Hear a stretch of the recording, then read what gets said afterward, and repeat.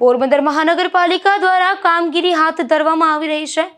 જેમાં મહાનગરપાલિકાના કમિશનર તથા નાયબ મ્યુનિસિપલ કમિશનરની સૂચના અને માર્ગદર્શન હેઠળ આજે ઇલેક્ટ્રિક, સફાઈ, વોટર વર્કર અને ગાર્ડન વિભાગ દ્વારા શહેરના વિવિધ વિસ્તારમાં કામગીરી કરાઈ હતી.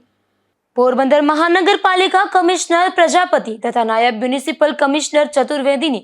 સૂચના અનુસાર ઇલેક્ટ્રિક વિભાગ દ્વારા જુદા જુદા વોર્ડના વિસ્તારો જેવા કે છાયા, વનાણા, દિગ્વિજયગઢ, નરસંગ ટેકરી, જુરીબાગ, લાલ પેલેસ, પેરેડાઇઝ વિસ્તાર તથા ખાપટ સહિતના વિવિધ વિસ્તારોમાં કુલ 130 સ્ટ્રીટ લાઇટોનું સમારકામ કરાયું હતું